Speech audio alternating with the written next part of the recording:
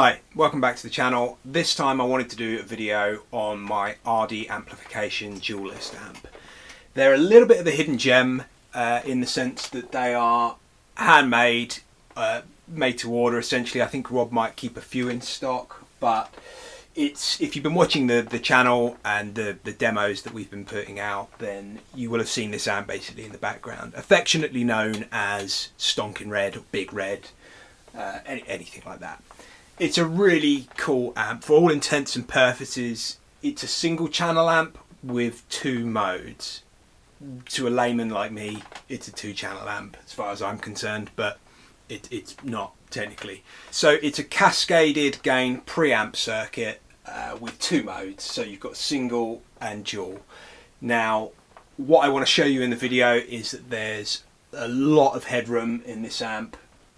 And I'll talk about how I sort of feel about that at the end. But single channel is effectively your clean to break up channel. Dual can be anything because you've got the option with the cascading gain and the neat little gain trim on the back to actually control whether you want that as kind of a break up channel or to go full on sort of decent overdrive gain. So there's plenty of options there, really. I think there really is something for everyone. And I think let's just kick it off and start with some clean tones and see where we go from there.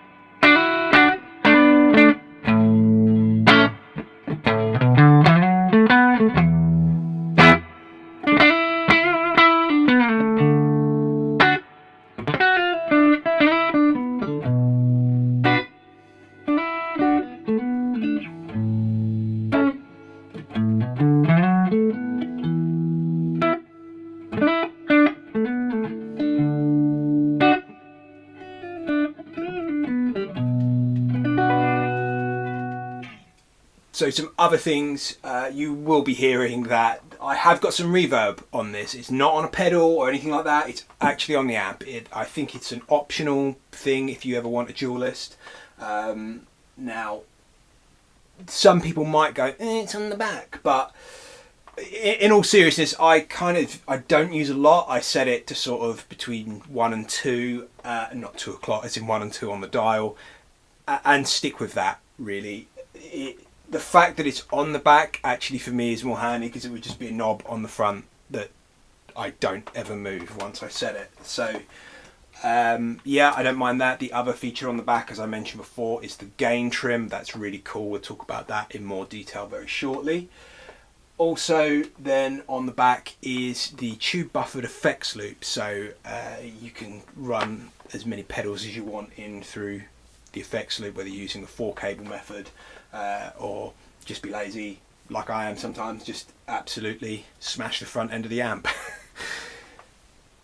The controls in a way are simple, which is one of the things that really sort of drew me to it, because I'm a little bit of a simpleton. I don't like having to pre-program stuff, things like that. So the fact that on the front of the amp you've got gain 1, which is the single stage gain setting, treble, bass, middle, your basic EQ, gain 2 for the second stage, a volume level for the second stage, a filter for the second stage, which we'll talk about very shortly, and a master volume for the amp. And I thought that was it, but then you've got these push-pull knobs as well. You've got a bright setting, a fat setting, and just a straight up boost. So the bright setting, I mean, you'll hear it in a second, but it just brightens up your sound. Really, really jangly. The fat setting is if you want to sort of fatten up your single coils, make it more like a P90-ish kind of sound, maybe even bordering on the H word, but yeah, that's very cool. And the boost is just a straight up boost. So if I do a quick loop for you, and we'll just mess around with a bit of the EQ and those push-pull settings.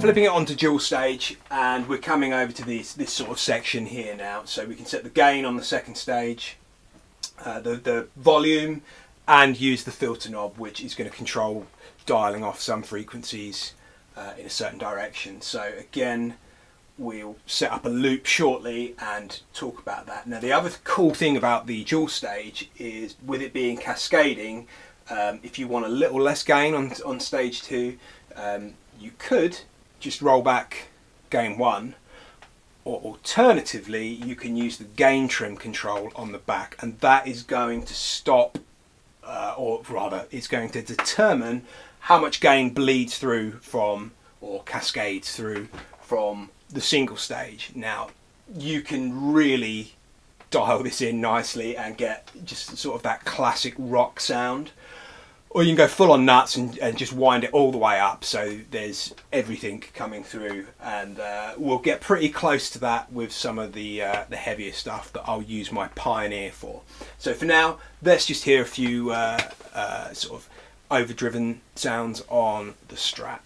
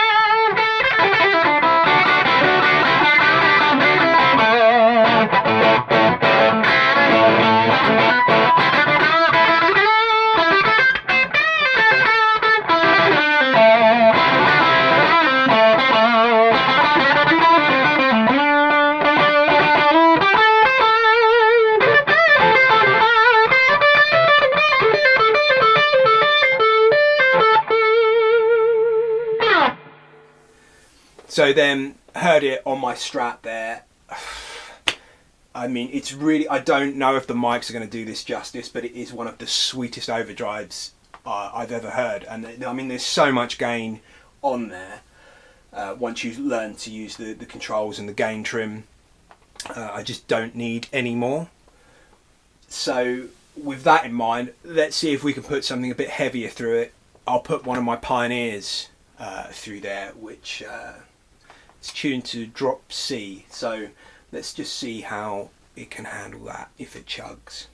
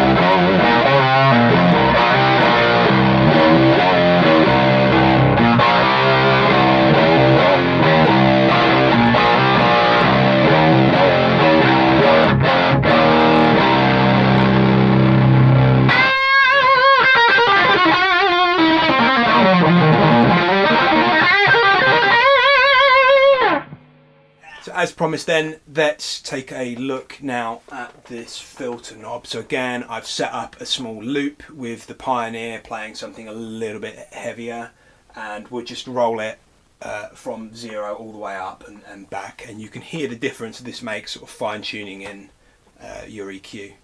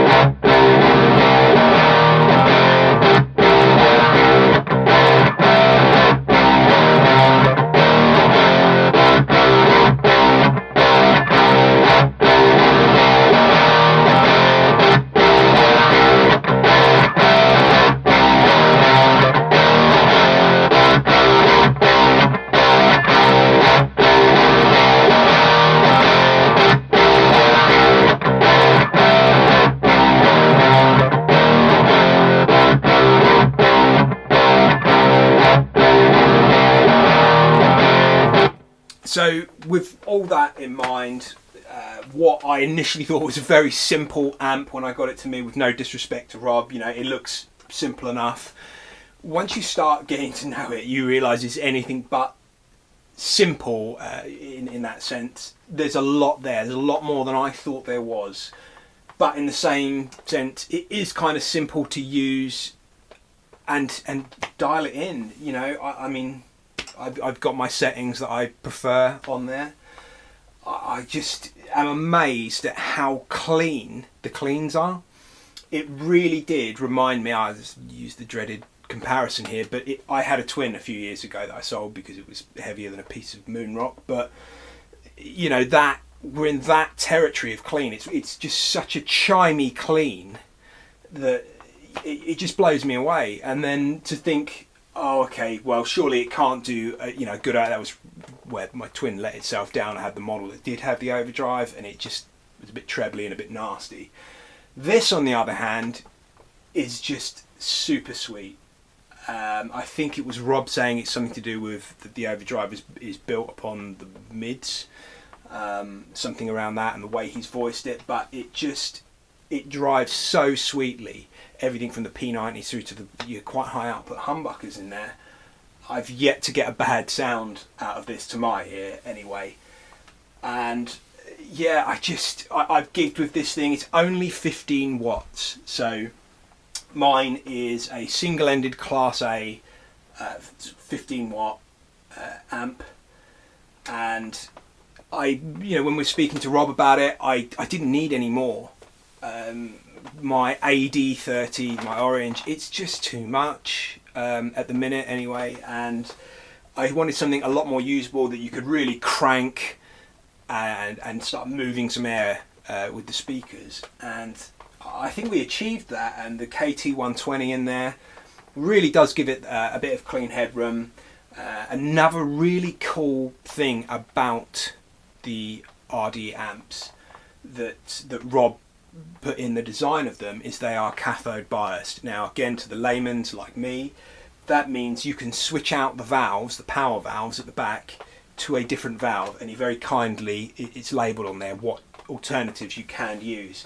So you can actually change your power settings and to a degree sort of the voicing with a different tube, and that's really cool. It means you can take this down to sort of a 5 watt or up to sort of a 25 watt, and with it being cathode biased, it means that you're not going to kill yourself trying to rebias valves or ship it off to your mate who says he knows what he's doing but doesn't really. So it will literally bias itself. I think that's very, very cool, very handy in this day and age when you can't get out and see anyone to rebias your amp anyway. So I know that he does amps in other configurations. I know he does class A, B. He'll use different valves, different power settings. I think he said anything is doable from around 5 watts up to about 100. So it can come in any configuration, or you can have any colour, any grill, all that shebang. It's completely custom. That's another great thing about it.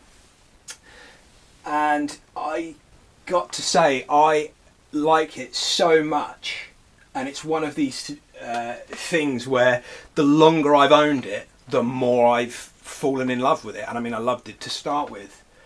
It really is the crown jewel of my amp collection now. I can't praise it enough, and it's got to the point where we're actually sorting out another amp with Rob because I've just been so impressed with this, and there's another one I want to try, and he said yeah, I'll give it a go and build it, and we'll see what happens. So watch this space, but for now I definitely recommend checking out RD amplification.